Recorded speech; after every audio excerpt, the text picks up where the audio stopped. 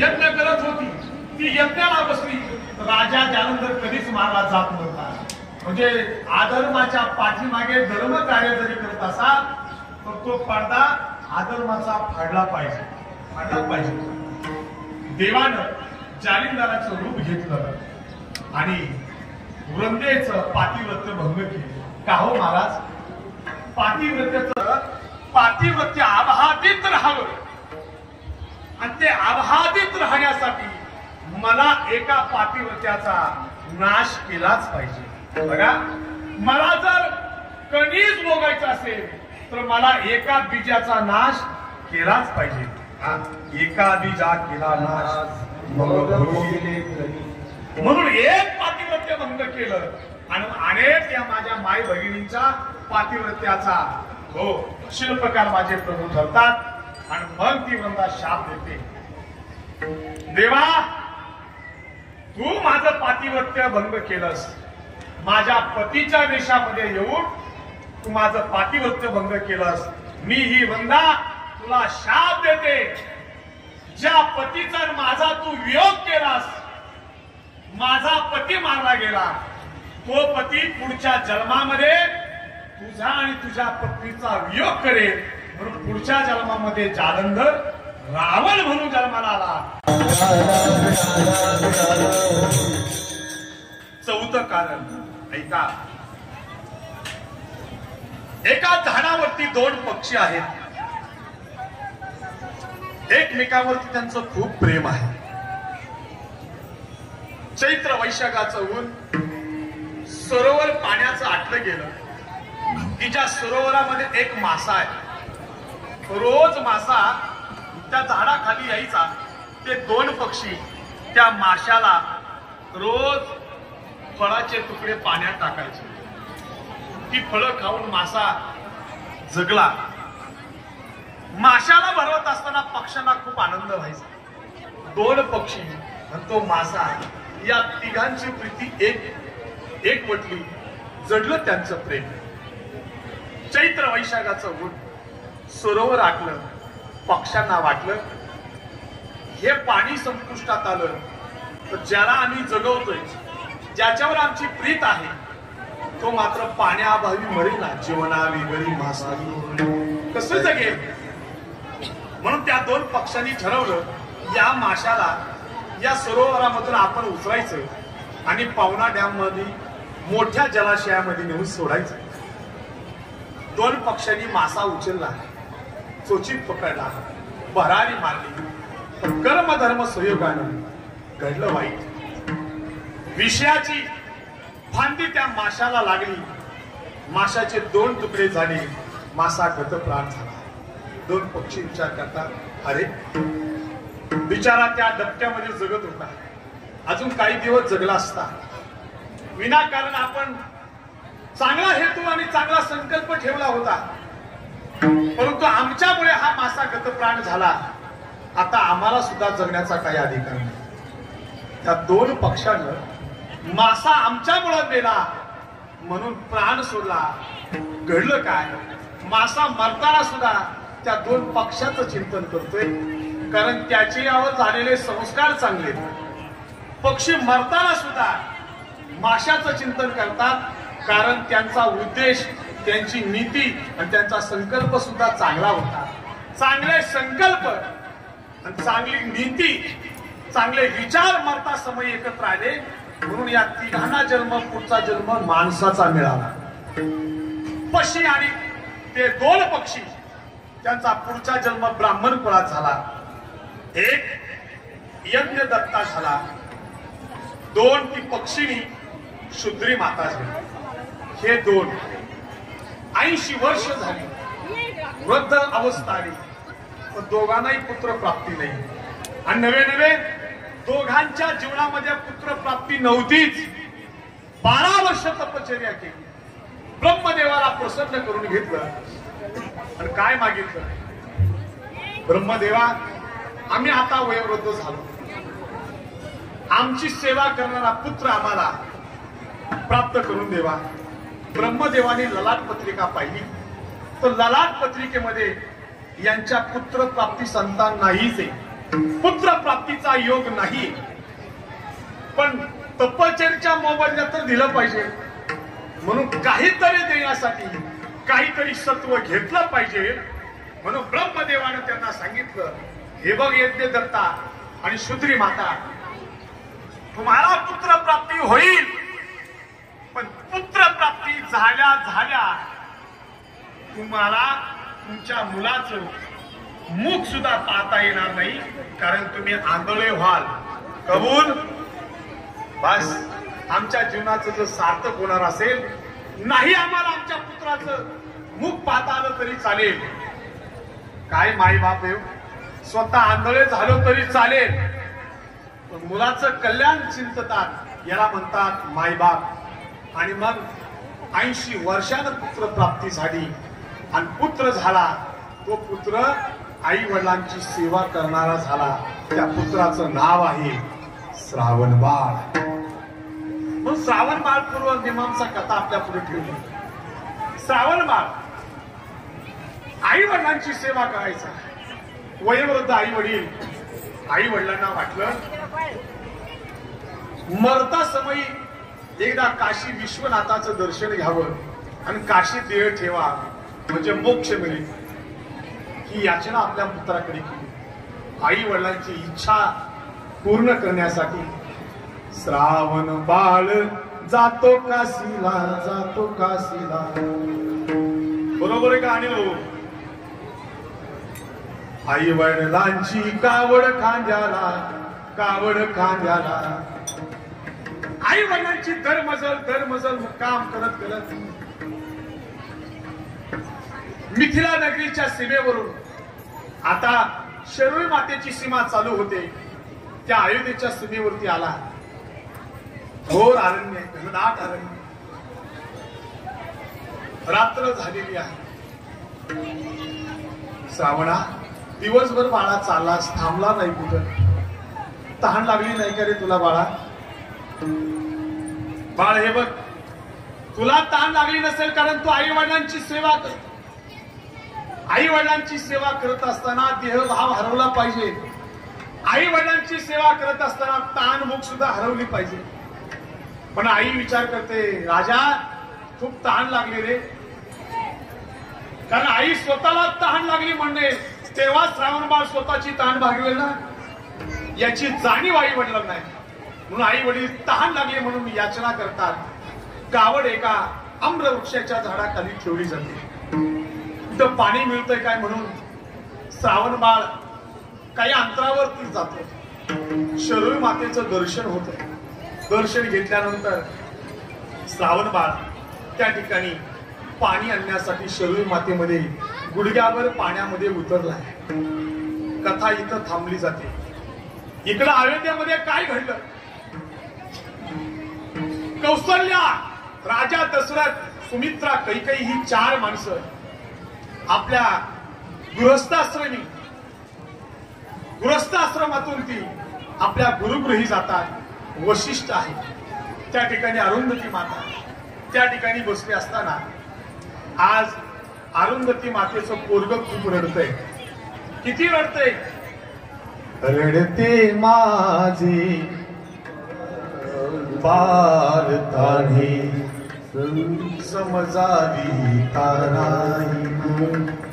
रडते माझी बाळ ताणी, समजावी ताराही ना.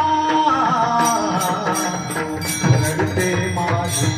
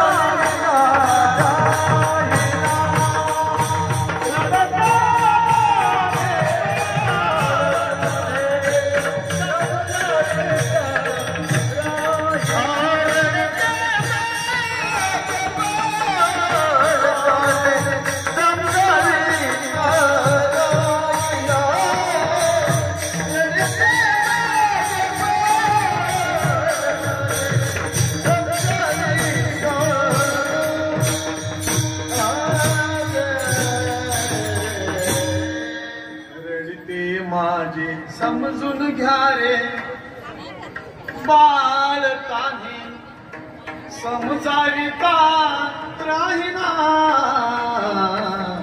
हे असं रे ते मग असं हे असं कसं आहे, हे असं आहे, याला असं.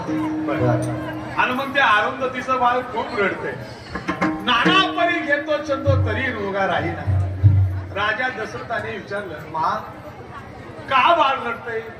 समजावण्याचा प्रयत्न केला तरी ते राहत नाही. त्यावेळेस अरुंधती माता म्हणते, महाराज ऐका महाराज, ते बाळ म्हणतंय तुम्हाला त्याचा रडण्याचा अर्थ नाही कळत. मी मा आहे ना, मी आई आहे ना, मला कळतं ते का रडते. आईलाच कळत असत. म्हणून अरुंधती माता म्हणते, ते बाळ म्हणते आई राजा दशरथ अयोध्येचे गुरु माझे बाबा वशिष्ठ आहेत. कारण राजा दशरथ अयोध्या संभवतो. पण राजा दशरथाला पुत्र नसल्या कारणानं उद्या बाबांच्या जागेवर मी बसल्यानंतर मी कोणाला शिष्य करावं? काय प्रश्न आहे? रडण्याचा अर्थ आता कौशल्या माता आणि दशरथाच्या डोक्यात प्रकाश पडतो की आपण गुरुच्या ग्रहात आलोय, मागावं कसं. लाज पडली होती, पण ही लाज बाहेर संत मायबापच काढतात. आणि मग राजा दशरथ म्हणतो, महाराज आता आम्ही करावं काय? पुत्र प्राप्ती विना हे जीवन बेचैन आहे. बरोबर आहे, ते बाळ रडते. त्याला जर प्रश्न पडलाय ना महाराज, बाबा तोच प्रश्न मला पडतोय की मी आता म्हातारा झालोय, या अयोध्येचा वारस कोण? आणि मग वशिष्ठ महाराज म्हणतात, चिंता क्यों करते हो सरकार, एक काम करा, पुत्र कामेशी यज्ञ करायचा आहे. गपचीप वाटा, बरोबर चालेल, अगदी राईट करतो तंत बघा. दोन विषय बाजूला ठेवून बरोबर विषयात आलोय आपण. महाराज पुत्र कामेशी यज्ञ करावं लागेल. आता करतो ना बाबा? नाही राजा, त्याच्याकरता तुला शृंगीला आणावं लागेल. कोण शृंगी? शांती नगरीचा राजा, त्याची मुलगी शांता, जी सुमित्रीच्या कुशीमध्ये कोकमध्ये दिली होती, ती तुमची मुलगी. ज्याला दिली तो शृंगी, तो तुमचा जावई. इथं आणल्याशिवाय यज्ञ पूर्ण होणार नाही. आणि तो यज्ञ पूर्ण करण्यासाठी राजा तुला जंगलात शिकारीला जावा लागेल. एकाच बाणामध्ये तुला एकाच रात्री एका प्रहरामध्ये 3 श्वापद मारावी लागतील. आणि ते कार्य करण्यासाठी राजा दिवसभर हिंडला फिरला, पण एकही शिकार झाली नाही. राजा विचार करतो, पुत्र कामेष्टी यज्ञ पूर्ण करण्यासाठी 3 प्राण्याची आहुती मला द्यायची, काय करावं? शरुईच्या तीरावरती राजा विचार करतो. एका आम्रवृक्षाच्या दाट सालीमध्ये राजा बसतो. तर राजा हा शब्द वेगळे, कोणतरी श्वापद पाणी प्यायला येईल, त्या पाण्याचा बुडबुडचा आवाज होईल आणि त्या आवाजाच्या दिशेने मी बाण मारेन. म्हणून राजा शिकारीसाठी त्यात पैल किनारा बसलाय. मिथिला नगरीच्या रेशीमध्ये आईल तीरामधून एका माईबाप श्रावण मास पाण्यामध्ये गेला आणि बुडबुड कमंडलच्या गागरी शब्दी उठली जलसंधी. दशरथ केवळ शब्दभेदी पुराण वेद विंदिला. सुसाट वेगानं बाण त्याकडून आला आणि तो बाण श्रावण बाळाच्या उरात शर आला, तो धावून आला.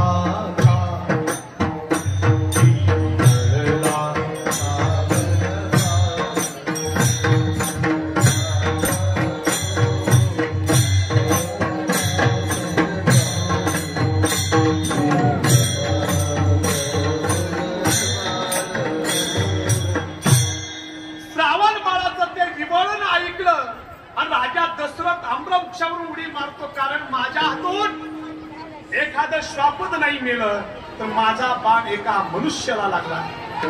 अंतःकरण जड अंतःकरण पूर्वक राजा दशरथ श्रावण बाळाला त्या गुडघ्यावर पाण्यातून बाहेर काढतात, आपल्या मांडीवरती डोकं टेकवतात, म्हणतात माझ्या अवधानपणामुळे बाळ तुला बाण लागला, नाव काय तुझं? श्रावण. तुम्ही कोण? मी राजा दशरथ, अयोध्या नरेश. मग तर चांगली गोष्ट झाली बाबा, तुमची कीर्ती ख्याती ऐकून होते. माझा शेवटचा क्षण तुमच्यासारख्या महान राजाच्या मांडीवरती शेवटचा क्षण मी जो घेतोय ना, मी भाग्यवान आहे. पण बाबा एक काम करता का? काय पुत्रे, मरताना सुद्धा ज्याची इच्छा आपल्या आई वडिलांना पाणी पाजावं, मारताना इच्छा करतोय, जिवंत पोरं सुद्धा आज जिवंत मरणाऱ्या माई बापाला पाणी पाजावं. मम भातारे माय बाप ताना तरू आणि आसती बसली. माझे माई बाप तानेने व्याकुळ आहे. आनाया निर्मळ वारी, मी या ठिकाणी पाणी आणायला आलो. बस महाराजा, राजा एवढं पाणी माझ्या माई बापांना द्या. बोलू नका. तुम्ही जर ही हकीकत सांगितली, माई बाप पाणी सुद्धा पेणार नाही. म्हणून राजा जर अंतक करणारे कमंडूला हातामध्ये घेतलं. दबक्या पावलानं राजा त्या आम्रवृक्षाच्या झाडाखाली चालले की ज्या ठिकाणी यज्ञ दत्ता शुक्री मात्र आपल्या राजाची, आपल्या श्रावणाची वाट पाहता. पाला पाचोळा वाचला. तो वाचल्यानंतर आई म्हणते, बाळ हे श्रावणा, हे राजा, दमलास का रे मला? खूप दूरवर जावं लागलं का तुला पाणी आलं? राजा काही बोलत नाही. हे बघ दादा, हे दादा, तू जर बोलला नाही ना दादा, आम्ही पाणी नाही पिणार दादा. प्रत्येक माई बापाला काय इच्छा आहे, आपल्या लेकरांना बोलाव. तुम्ही काय खाऊ घालता याला किंमत नाही हो. आपल्या लेकरांना आपल्याशी दोन शब्द बोलाव. घरातून बाहेर जाताना विचारो, बाबा येतो, आई येतो. बरं, त्या माई बापाला दिवसभर भूक नाही लागत. पण माई बापांची भूक आपली मारली आपण का? तर आपण माई बापाशी बोलत. राजा बोलत नाही. माय शुद्री माता म्हणते, बाळ तुझं बोलला नाही ना, आम्ही पाणी सुद्धा पिणार नाही. राजा म्हणतो, मा मी तुमचा श्रावण नाही. मा मी अयोध्येचा राजा दशरथ. राजा दशरथ आमचं श्रावण नाही तर मग तुझं इथं काय का? राजा दशरथ म्हणतो, मा माझ्या हातातून तुमचा श्रावण मारला गेला. मारला गेला. त्या श्रावणाची इच्छा तुम्ही पाणी प्यावं. अरे राजा, वर तोंड करून सांगतोस आम्हाला? आमच्या पोराला मारणारा, हे बघा, एरवी आपल्या लेकराला माय मारते, पण आपल्या लेकराला दुसरा कोणी किती मोठा मारणार असू द्या, की माय त्याला घाबरत नसते. हे राजा, आमच्या लेकराला मारलंस राजा, आमच्या लेकराला मारलंस. आम्हासी दिले पुत्र दुःख. यज्ञ दत्ता म्हणाला, मी राजा तुला शाप देतो, तू कोण आहे आम्हाला माहिती नाही. आम्हासी दिले पुत्र दुःख आणि तूही पावसी पुत्र शोध. तू सुद्धा तुझा एकही पुत्र तुझ्या अंती समयाला जवळ नसणार. शाप दिला आणि पाय घासू घासू यज्ञ दत्ता आणि सुत्री मात्रा यानं प्राण सोडला. राजा अंतःकरण पूर्वक दुःख, ग्लानी आलेली राजा आता घरी नाही जात. राजा वशिष्ठ ऋषींकडे जातात. सर्व घडलेली हकीकत सांगतात. आणि मग ऋषी म्हणतात, अरे राजा, मग तर आनंदच आहे.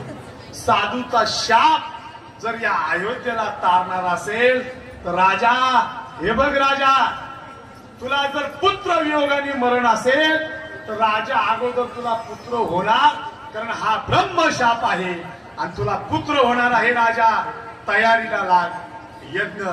यज्ञ मांडलाय. यज्ञ नवा मांडलेला आहे. पुत्र कामेशी यज्ञ आहे.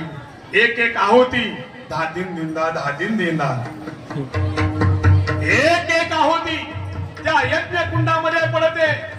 एक आहुती पडत असताना, स्वाहा स्वाहा होत असताना, त्या यज्ञ कुंडामधून पायसदान घेऊन अग्निदेव, यज्ञदेव त्या यज्ञ कुंडातून बाहेर पडतो आणि तो प्रसाद गुरुंच्या हातात देतात. तो प्रसाद वशिष्ठ गुरु राजा दशरथाच्या हातात देतात आणि सांगतात, हे बघ राजा, हा प्रसाद आहे ना, हा प्रसाद तिन्ही राण्यांना समांतरने प्रसादाचे 3 भाग करतात. अर्धा भाग कौशल्याला दिला जातो. उरलेल्या अर्ध्या भागाचे 2 भाग, त्यातला 1 भाग सुमित्रेला दिला जातो आणि त्यातला चतकोर भाग कैकेयीला दिला जातो. कैकेयी विचार करते, मी राजाची आवडती, मी सुलक्षणी, मी चंद्रमुखी, मी आवडती. मला जर शेवटचा प्रसाद जर असेल तर हा प्रसाद मी का सहन करणार, हा का ग्रहण करणार. राणी विचार करते, मायबाप प्रसाद मिळाल्यानंतर विचार करायचा नाही तो सत्यनारायणाचा आहे की काल्याचा आहे. तो लगेच पटकन जर आपण सेवन करतो ना.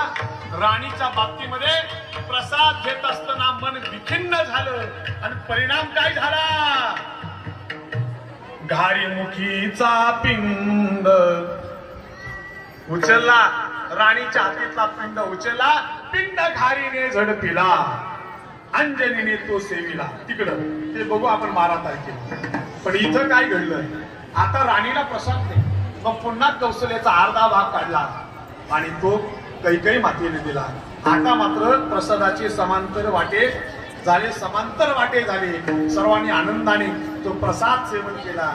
आणि मग राजाला वशिष्ठ सांगतात, अरे द्रुपवाला, गरोदर झाल्या तुझ्या कांता. पूर्वीच्या काळामध्ये गुरु सांगायचा, हे राजा तुझ्या राण्या गरोदर झाल्यात, आता डॉक्टरला सांगावं लागतंय. एवढा फरक झालाय. आणि मग विचारून घे तुझ्या राण्यांना काय डोहाळं लागले, काय डोहाळं लागले. येरी म्हणत असे, वाटत असे, जीवा कनिष्ठासी द्यावे राज्यपद, वडिलांशी द्यावे दिगंतरा, नय समाचार त्यांचा आम्हाला. त्या थोरल्याला वनात पाठवा आणि कनिष्ठ असणाऱ्या भक्ताला राज्य द्या. राजा दुःखी होतो. सुमित्राला विचारलं, काय. येरी म्हणत असे, वाटत असे, जीवा वडिलांची सेवा अहर्निशी. राजाला आनंद होतो. आणि कौशल्या मातेला डोहाळे विचारले. त्यावेळेस कौशल्या यानच आपल्या लग्नामध्ये विघ्न आणलं ना, त्याला मी मारणार. आणि रे धनु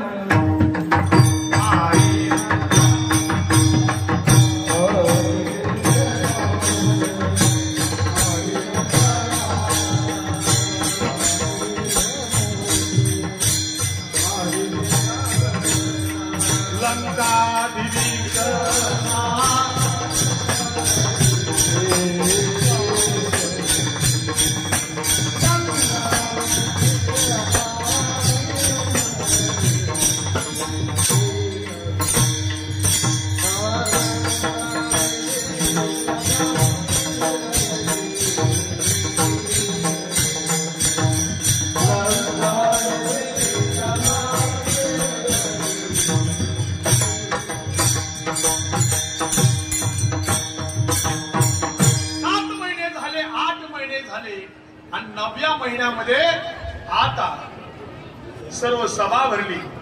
सभेमध्ये सांगितलं गेलं, मी जन्माला येत आहे, तुम्ही अवतार घ्या, तुम्ही वानर व्हा. वानर सर्व देव वानर झाले. बडादेव मोठा वानर महादेवजी रुद्र झाले. अंजनीच्या तपासाठी महारुद्र आले कोटी. आणि शेवटी देव आता ज्या तिथीमध्ये जन्माला येणार, ज्या महिन्यामध्ये जन्माला येणार, त्या महिन्याचं वर्णन आजच्या अभंगामध्ये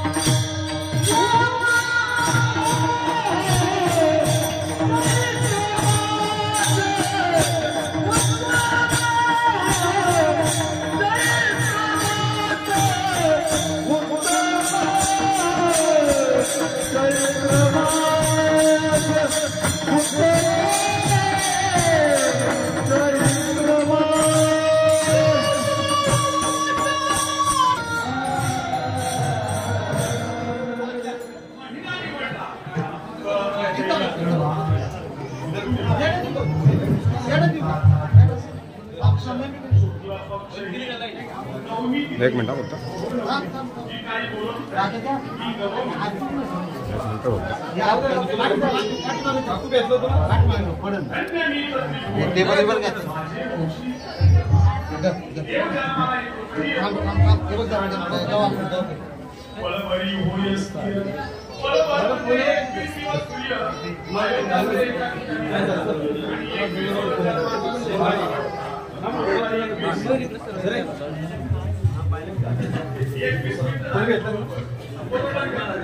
एकवीस दिवस सूर्य पळभरी स्थित होते.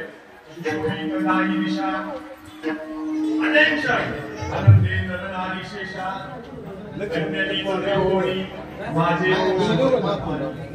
आयोनी संभवा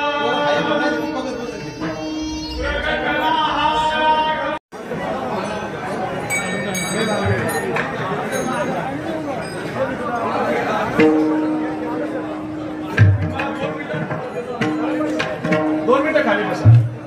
2च मिनिटात सर्व सत्ता आपल्याकडे देतो. मी सुद्धा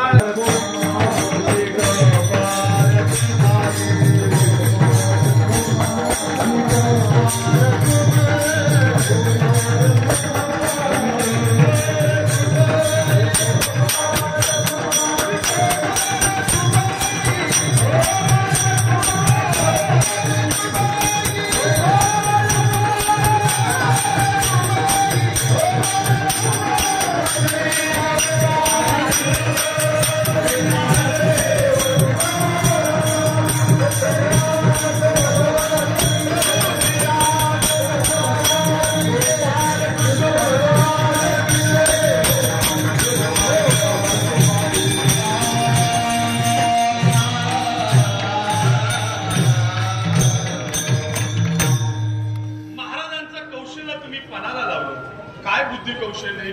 पूर्वीच्या काळामध्ये पाऊस पडायचा, हत्ती असं उंच उंच वाढायचं. आणि पूर्वीच्या काळातली जी जनावरं होती ना, बरं का, पूर्वीच्या काळातली जी जनावरं होती ना, त्यांना उंच उंच गवत उभ्यानच तोडायला मिळायचं.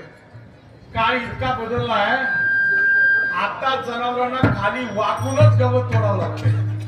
काळ इतका बदलला. पूर्वीचा काळ होता, पूर्वीच्या काळामध्ये जनावरं लवकर चारा खायची आणि निवांत रवण करत बसायची. कृष्णाने ठरवलं आणि गाई गुरं आता रवण करतात, आपण काय केलं पाहिजे, आपण कमीत कमी खेळ खेळले पाहिजे. मग त्या काळामध्ये गाई गुरं खाली बसली का गवारी सुद्धा विटी दांडू चेंडू लगोऱ्या हा मामा पोरा हा मामा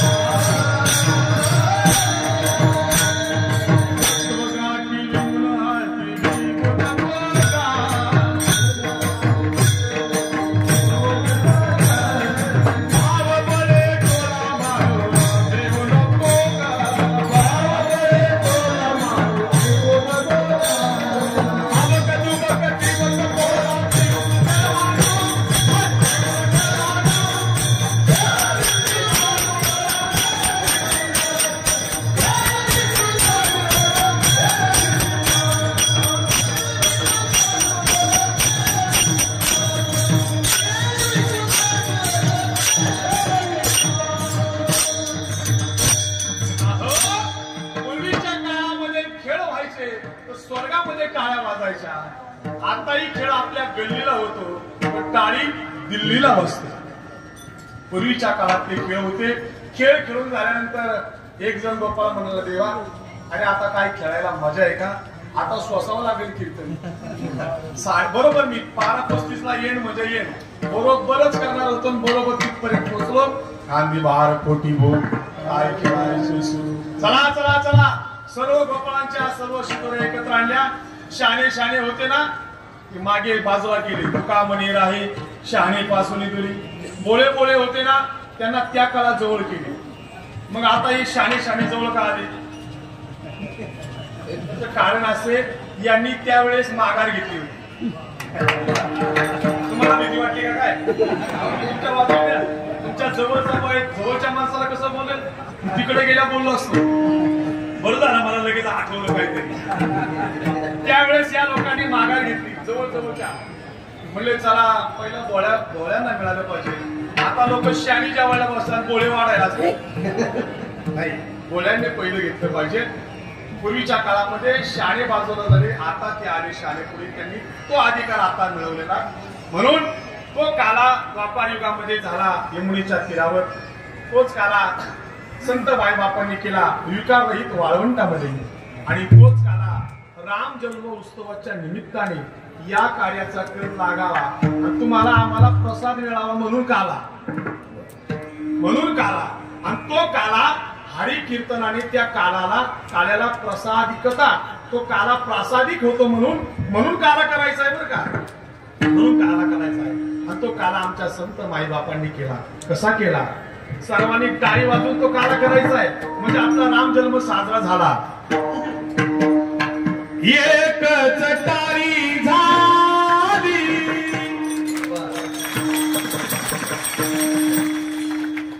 टाळी झाली टाळी झाली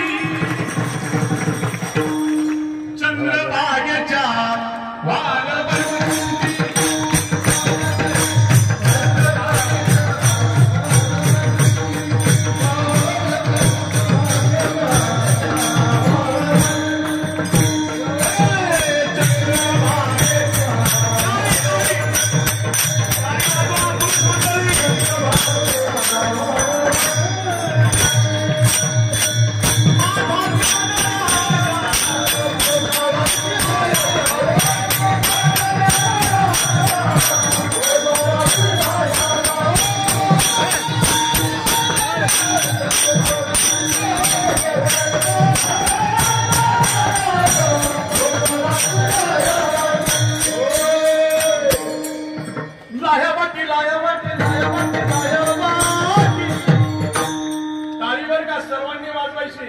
जो आता टाळी वाजवणार नाही तो पुन्हा स्टेशनला पुढल्या जन्मात टाळी वाजवणार.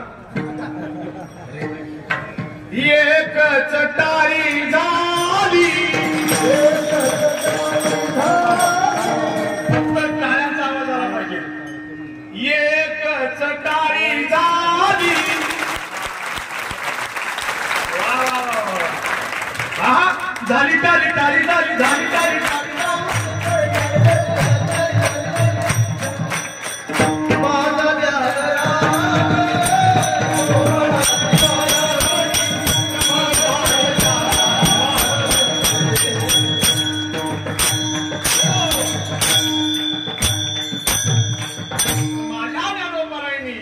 काला वाटला म्हणून त्या ज्ञानोबांचं भजन संतांचं झालं पाहिजे. ज्ञानेश्वर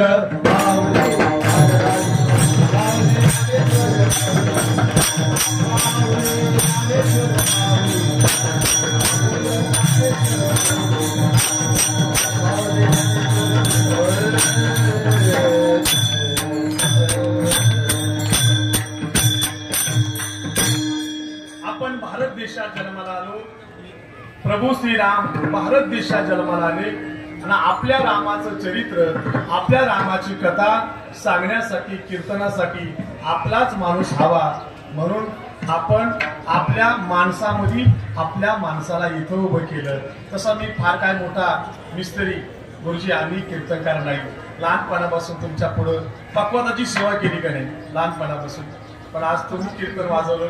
काय माझ्या जन्माचं सार्थक झालं नाही बापा. काय झालं? एरवी जरी मी मूर्खू, जरी झाला विवेकू, तरी संत कृपाधिक हो सुजवळासी. जैसा स्वभाव माई बापाचा, अपत्य बोले जरी बोबडी वाचा, तरी अधिकच्या अधिक तयाचा संतोष आधी. तुम्हा सर्व माई बापांचं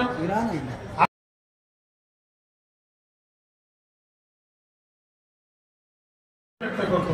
माझ्या वाणीला या ठिकाणी पूर्ण विराम देतो. जय विठ्ठल.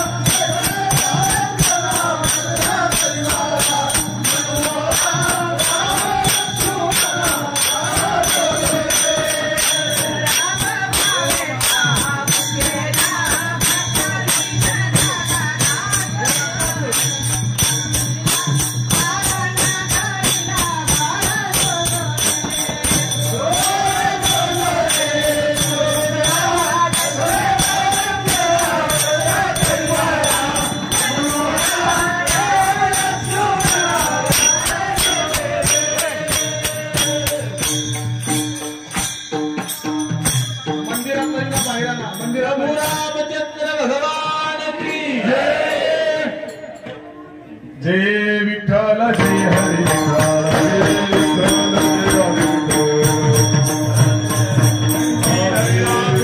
हरी अवघाजनी प्रकाश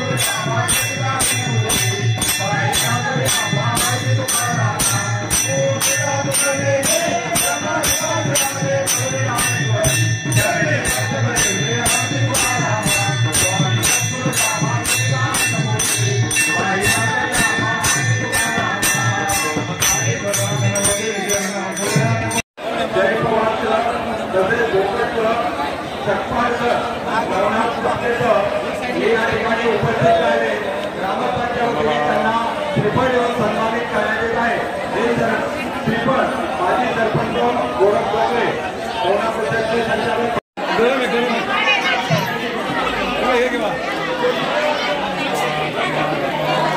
गौस्तुभ